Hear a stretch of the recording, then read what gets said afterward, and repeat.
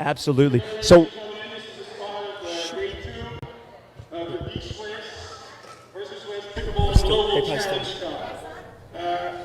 they probably still. His two opponents to my left, representing the West, is Tyler Loong and Christine McGrath.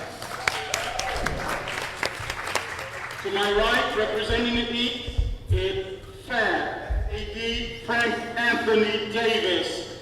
His partner, Lucy Kitcher, both from Florida.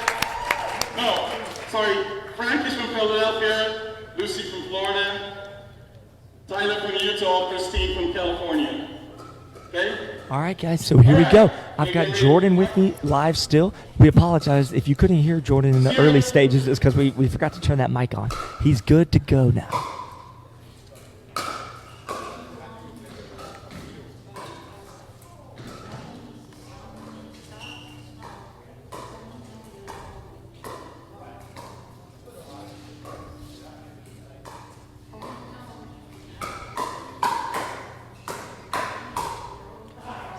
So right out of the gate, we saw patience, but then as soon as Christine got the opportunity, she popped that ball at her. Yeah, and I think you're going to see that a little bit more as the game goes on here. You're going to see Tyler, obviously he's really a very aggressive player, and you'll see the same thing with Christine. Absolutely. And I think Christine looks to push that pace with her backhand every chance she can. She's very good at ripping that ball from below the net. You can already see the contrasting styles. Lucy has a very consistent, steady type of style. She's going to be a type of player that's going to reset a lot. You're not going to see her speed that ball up initially to start the firefight. She will try to get that ball reset low into the kitchen if possible. Yeah.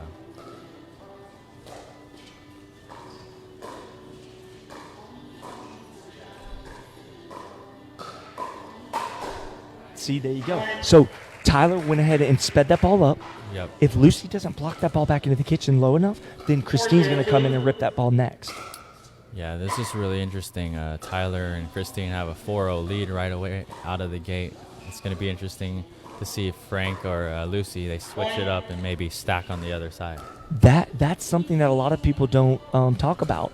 Stacking doesn't always have to be with the guy on the ad side, the left side. You can sometimes have a strategy that maybe it makes more sense to put Lucy straight across from one of the opponents across, or maybe they want Frank cross court from somebody. Yeah. Or, at the pro level, that stuff goes on, right? Yes, it does, especially in mix. And as you can see here, it's really interesting because Tyler is actually a left-hander, right? So they're stacking with him with both forehands in the middle, actually. And the thing about Tyler is he's so athletic, he can cover side to side. Oh, yeah. Easily. Yeah. So he's going to stand over that middle line, and he's going to dare them to hit the ball back to his backhand. He's basically inviting them to do that, right? Nice, rip right there. Great rip by Frank there. I'm glad I taught Frank that shot. No, I'm just kidding. No, that was an awesome shot by Frank there.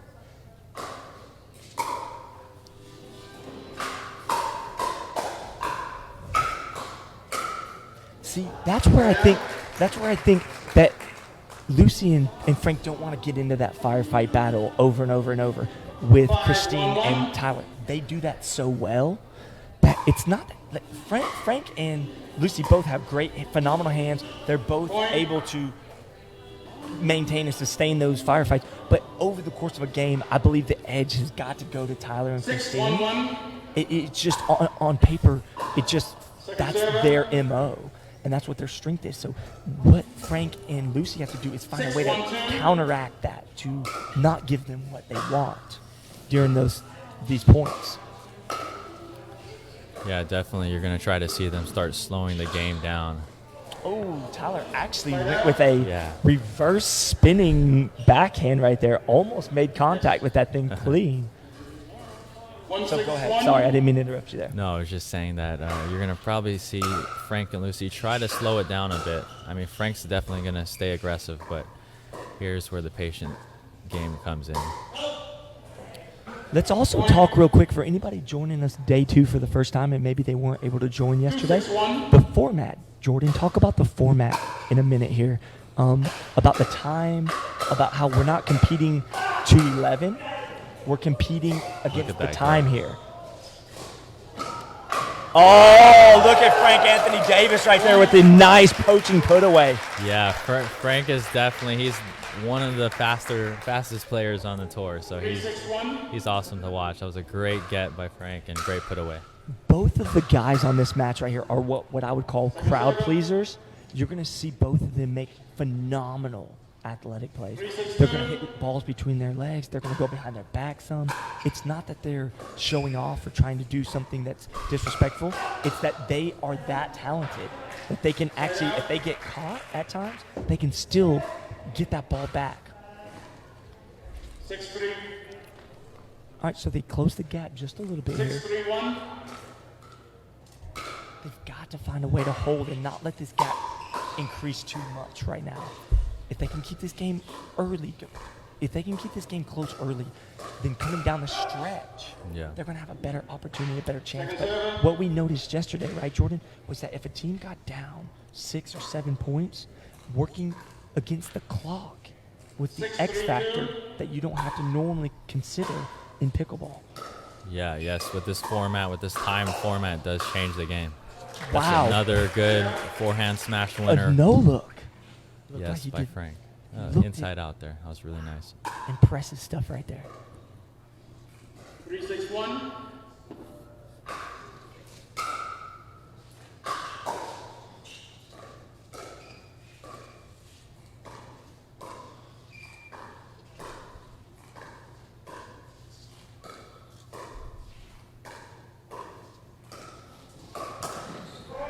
Another great play by Frank. He seems to be in the zone right now. He's dialed in. 4-6-1. Yeah, they're both playing really well. You could see the both men trying to crowd the middle there, and then you could see Frank trying to go after Tyler's backhand when he can.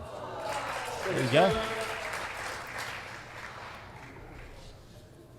4-6-2. So we're coming up on the 13-minute mark soon. At 10 minutes, Jordan, they will switch sides. So it has nothing to do with the score, right? It's just about the time of the game. It's a 20-minute match. 5-6-2. Halfway through, the referee's going to tell them to switch sides.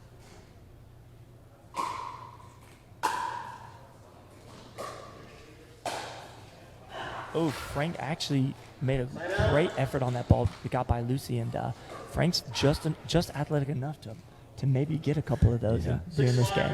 Definitely.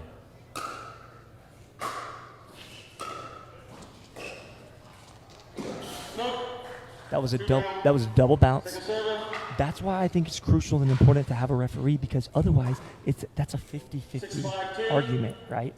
The player on this side might say they got it. The other player might say they didn't. Again, I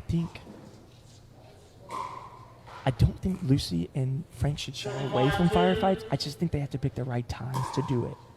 Yeah, well, you see Frank, he's being really aggressive right now, and it's really worked well for them so far, so we'll see what happens. If that continues. He's right there with Tyler. Tyler's got exceptional hand speed. Very consistent player there, as well as Christine. So, those are 50-50 battles right now.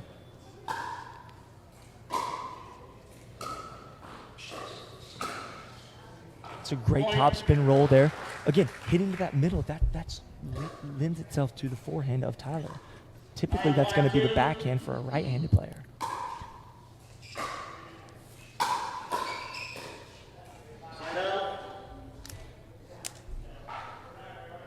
Yes.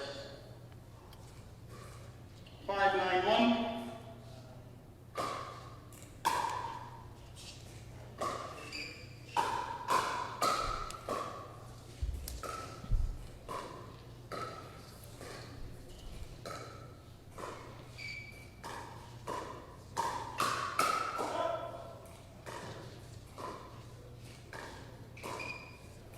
See how far over Tyler is? They're in the same side of the box. See? Yeah. That's what he wants. He's wanting them to do that. Frank put a really good shot to the back end of Tyler there. But that is what Tyler's inviting. Am I right? Yep. Yeah, that's very true. He's inviting that shot right there. Wow, that is so athletic right there. Frank able to attack that ball and then clear the kitchen in time. Yeah, that's just really good anticipation by Frank Anthony Davis there. Agreed. Wow, so athletic there. It's what we call a poach. And then a jumping Ernie. 7-9-2. All right, they've closed this gap now to 7-9.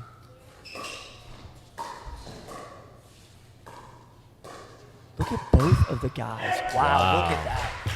Frank seems to just be just a little sharper than the average day right now. He seems to be on top of everything right now. Okay, that's what we were talking about right there. The 10-minute mark, they're going to switch sides, regardless of the score. Yep, Now, each team will play the remaining match on the other side. So absolutely, a little bit and different. Definitely, and talk about, because you did compete yesterday as well, and you'll be competing today and tomorrow. Talk about the clock and how that plays a factor on the second half of a game when you're either up or down, and the mindset of the players that are up versus being down. Like, how does that play in? Yeah, it's really interesting. The time does play a big factor. So when the time gets down to the 4, 3, 2 minute mark, it's really interesting because if you're down, you kind of gotta hustle and serve right away to try to get your points moving. And vice versa, if you're up. Oh yeah, that's nice right there by Tyler. Nice put away there. If you're the winning team under 3 minutes, or let's say under 2 minutes, you're not gonna. There's a certain amount of gamesmanship that goes in. You're gonna just take a little more time to pick the ball up. You're gonna serve a little. Take your 10 seconds maybe to serve. You might even burn a timeout at the 3 minute mark or something.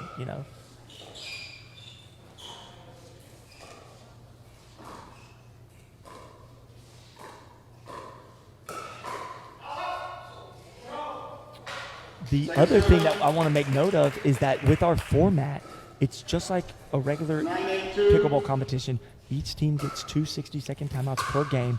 The difference, though, is since we're on a time clock, Jordan, at under 2 minutes, you cannot use your timeouts. Yeah. So you can't take them with you, and you can't use them under 2 minutes. So it's advantageous if you're going to use a timeout to do it above the 2 minute mark.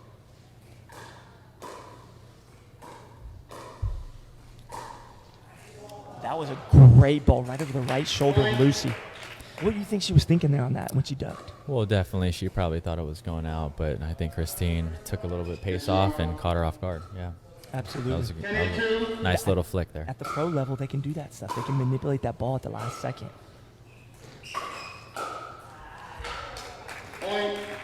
Frank got a little bit unlucky there on the neck cord. That thing bounced right up into the forehand of Tyler there.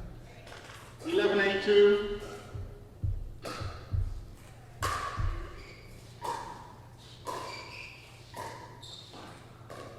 Look how far over Frank and Tyler are. That's the thing you need to note right now about this game.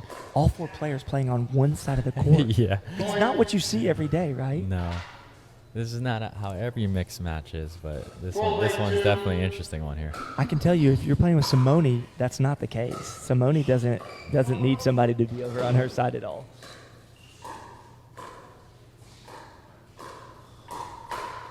Okay, there you go. So Well, talk about what just happened right there. What just unfolded?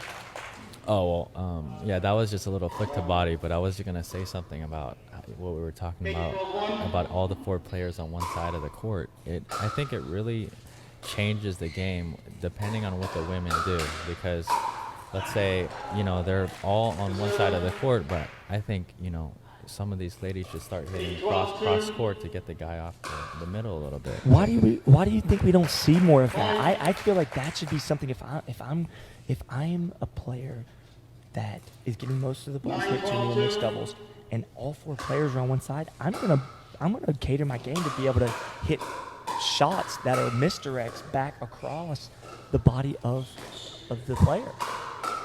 Wow, great point here. So that's a good rollover there for Tyler. Able to get that ball to roll Lucy over. was on the ground a few points ago. I have no idea how she stayed in that without getting attacked, but So, Great let's point talk there. about that real quick. What Frank did there was not a bad decision. He reached over and attacked that ball. The problem is he wasn't able to beat the reaction time of Tyler, and that's what cost him. Yeah, so speaking of everyone on one force on one side, like we'll see right here, it really just depends on what they think is working or not. You know, if one strategy is working, maybe they stick with that. Yeah, sure. I mean, if it's working, no doubt. But I think the reason that the guys come all the way over in certain matches is because of the discipline that the females tend to have. They're in no rush a lot of times. They'll stay dinking straight across the net, and they've got the skill set to do it. Right? Yeah, obviously, those guys are trying to bait them, like you said, to get them hit because they're not going to get any balls for the most part. Right, exactly. But also, no, it needs to be noted that they realize that Lucy's not going to be an aggressive style by nature. So they know if they mess up just a little and get the ball a little up, there's a good chance she's not going to burn them with a hard shot. You know, she's going to try to reset as many times as she can. There, we did see her just speed that up, though. Wow, what a point. Yep, Tyler tried to go around the post there. Didn't quite get it. Didn't quite get it, but you know, we're going to see that a lot today. One thing you'll note is that a lot of the around the post that happen are going to be on this side, close to the bleachers, and it's a lot more difficult to get the around the post with the side of Byron Frezzo because the gaps between the wall and the post are slim, and then Byron's actually standing up against the wall, so it even creates a little harder dynamic there.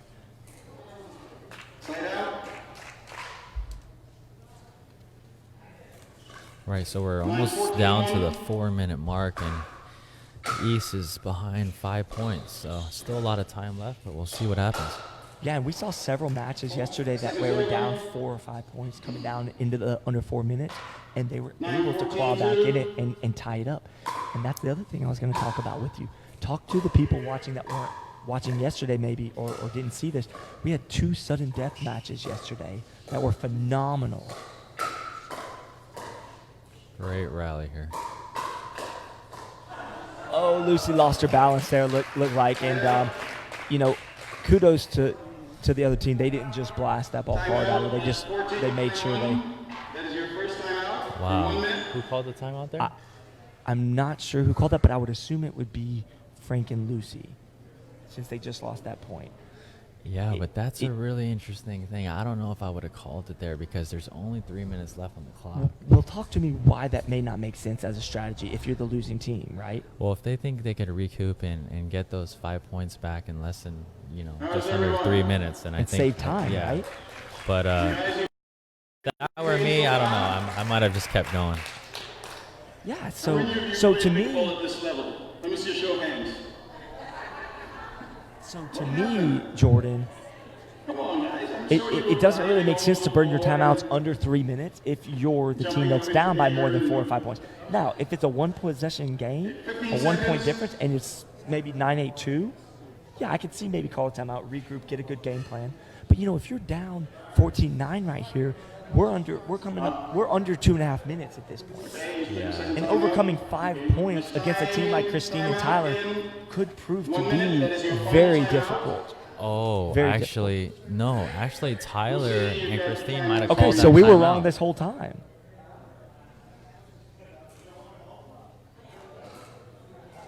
Wow, I think they might have double timed out there for the time. Wow, That's very true. That has not happened in this Pickleball that- Global Challenge Cup yet, but That's the first we've seen of that right there. Wow, that is a bold I don't know. They're all move. getting back on the court, so That's a bold move. Now, let's be clear here, Jordan, so that anybody listening and watching understands. There are your timeouts to burn. So if you're up, there's nothing wrong with using your timeouts. Nothing.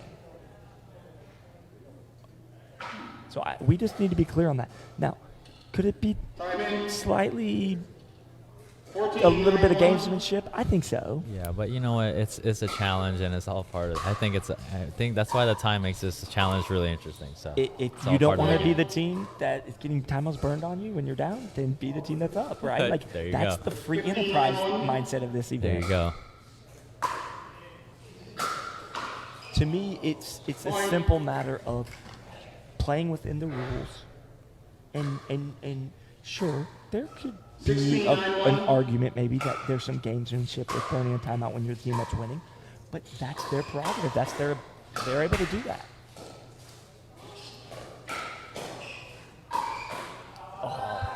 So it looked like there was a little bit of paddle contact there. I think maybe they hit paddles. It went out there. So we're under 30 seconds now. Yeah, the game's pretty much over. Mathematically, it's not going to make sense for them to be able to come back. But you'll see they'll still compete. Well, the points still matter. Remember, at the end of the cup, if there is a tie in the points, I think it goes by points per game. Sure, absolutely. Yeah. So 243 to 180. Team West was on top at the end of day one. 243 to 180. So that's what he's talking about, right? Is like, yeah, you may lose that match, but it still makes sense for you to compete hard because you want to get as many points as possible for your team. The team event is still like, it's like the Davis Cup in tennis. All right, guys, first match of day 2. This is Team West that just won. Christine and Tyler, congratulations on your win. Let's just recap real quick. I mean, what did you guys do to pull that victory out right there? Well, we got off to a really good start, and that helped a lot because they started coming back, and that cushion from the beginning really helped us in the beginning. Absolutely. Yeah, the good start, and then I guess refocusing after the changeover. That's always a factor, and then when you change over on sides, it seems like there's momentum swings that happen. So that's great. Congratulations, guys. I'm glad you guys were able to pull it out. Thank you very much. Awesome, thank you. Questions. All right, we've got Lucy and Frank coming here.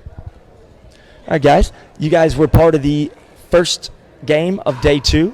Thank you so much for being a part of that. Talk to us real quick. That game was very, very close at the switchover. They were able to gain the upper hand there. Talk to us real quick about the time factor and what that does. What does that do to your mindset when you're down 4 or 5 points coming down under 4 minutes? We were fine when we got to the timeout. We were just like, he said they're scared, that's why they took a timeout. We got this. We were ready to go. And then when they called the second timeout, it was like, and it was only 9:14 at that point. Right, it was only down. It was 9:14. There was 4 minutes and 24 seconds left. So after 1 minute, we had 3 minutes and 24 seconds, and I was ready to go. And then when she called the second timeout, it was like it was all over.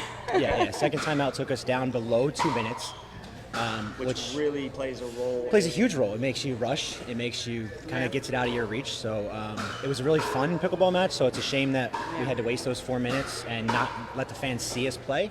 But, when money's on the line, some people are going to choose the money. Sure. Absolutely. All right, guys. Thank you so much. I appreciate y'all's time. What do I need to be a champion?